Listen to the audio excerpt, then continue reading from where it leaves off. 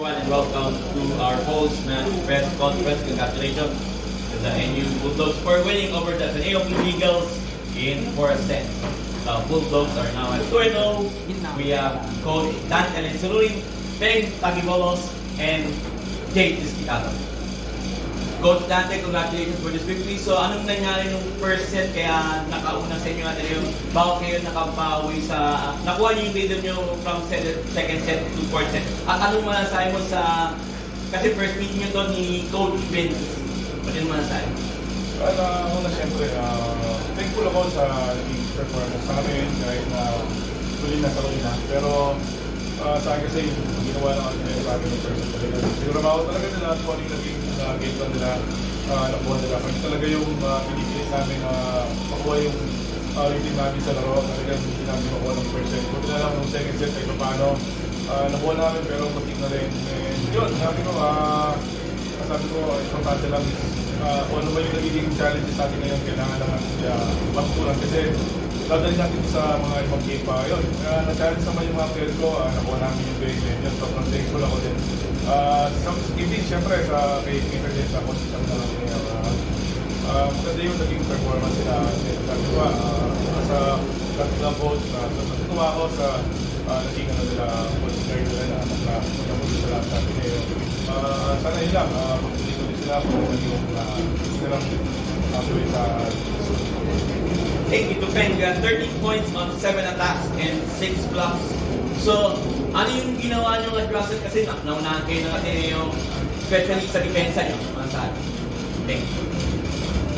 So, ayun po, parang sinabi ko na mga order natin na punta kami dito na parang ayaw natin yung laro kasi sa mukha natin kita naman po. So, ayun, parang inipan po namin yung mindset namin. Enjoy lang po namin yung laro. Tapos, iniwasan lang po namin yung laro namin. Thank you. To Jade, ano masasabi mo na nga? Kailangan nyo mag-step up after nakuha na natin yung person. Ano yung mga kailangan improve? Not only sa personal mong game, pag isa team. Ano? Siguro yung ano namin, yung communication sa loob ng court. Kasi minsan nawawala. Minsan nawawala din sa focus. Kaya ayun, parang nawawala yung communication namin, nahihirapan yung lumiwas. So, nag-enjoy lang kami nung mga bandang ulit.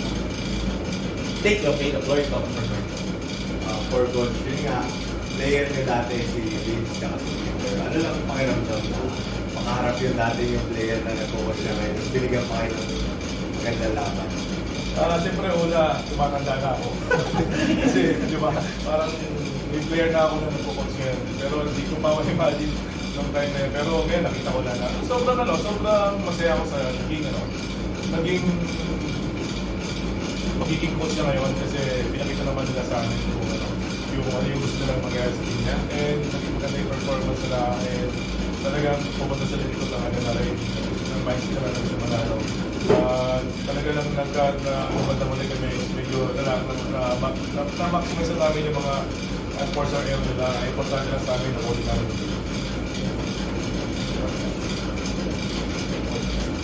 Kasi na-observe ako na super team po nila by Pacagaset po. Ano na lang po yung sinasabi ko sa mga players na produce na kami time out or pag-sleep ng mga Well, sabi ko lang sa kanila, nangyayari to yung sitwasyon na to, kaya kakailanganin to. Importante lang kung ano yung nagiging problema natin sa loob ng court, kailangan lang natin yung game dadahanin. Bumalik tayo sa gusto natin mangyari sa planin natin. Kasi sabi ko nga sa kanila, hindi yung problema namin, hindi kami makabalik-balik.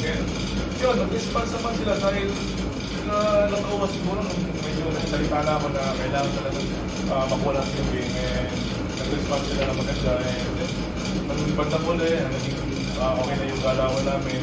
Nakukuha na namin yung gusto namin gawin. Although hindi pa talaga nagiging maayos, pero at least na-maximize talaga namin yung atmosphere. Thank you.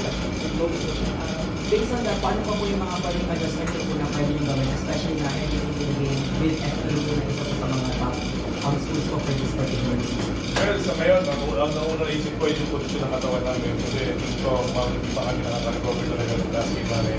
And siguro sa susunod, mas i-focus natin talaga muna yung posisyon lang player namin. Kasi yung sistema namin, nandiyan naman, sabi ko, every time na yung sponsor namin, nakuha naman namin sa international.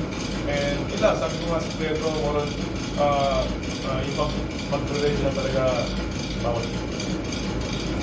Kay Jake, nung first game, di ka man nagamit pero isa ka sa parang bench cheerleader ka ng inyo dun sa bench.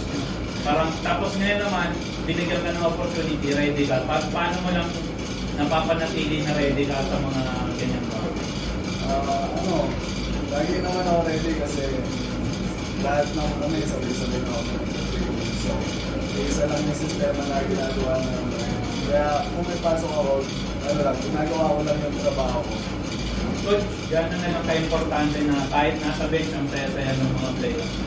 Oh, well, yun naman yun. Wala pa naman kami pero na kung ako nag-umawa, talagang naging factor na talaga yung defense ko. Kasi hindi lang sila totally nag-teacher sa amin. Then, yung sinasabi ko na every time na meron akong kakailangan sa loob ng court, yung may problema, nandiyan sila. Kasi, yun nga, hindi siya nag-focus talaga sa anim na, sa pito lang. Gusto ko, lahat talaga nag-perform, hindi pwede lang, ito lang yung lagi nagano. Kaya, sobrang thankful ako ngayong season na siguro yun ang magiging factor yung bench ko kasi alam ko na anytime pwede silang perform. Coach, the next yung opponent is FEU. Maganda yung naging pre-season performance ng FEU. So, how you gonna handle this? Siyempre, ito, malaking test nung kaharap nyo against kasama ko. Sa ngayon, siyempre, tingnan namin ngayon kung may malaking talaga yung problema natin. Kailangan namin talagang makita talaga yung sitwasyon namin. And siyempre, pagandaan pa rin namin yung mga video sa amin na pwede yung panoorin sa kanila. And siguro magating sa Sunday, talagang mindset namin, pagdating pa natin sa board talaga, gusto namin po dito. And to the players, siguro naman nakita nyo yung how FEU perform, not only nung opening day, but yung during ng pre-season. So, anong masasabi nyo sa kanila? First, FEU, second set. Ayun nga po, parang for me po, gusto nilang makuha ko yun. Lahat naman siguro yun, parang eager talaga na ako. So, ayun lang po, pwede lang po natin mag-stick lang po ako sa system. Ayun lang po. Same question against FEU. Maganda yung sila nila ng opening day tsaka yung itong mga pre-season tournament. Kaya maganda yung nakita nila ng pre-season. Tapos nag-champion po sila ng building. So, sila talaga yung kailangan namin pagandaan. Kasi, malakas yung team nila ngayon. At hindi ko sila makakapag. Congratulations, Coach Dante, Peng, and Jay. Thank you po. Thank you po.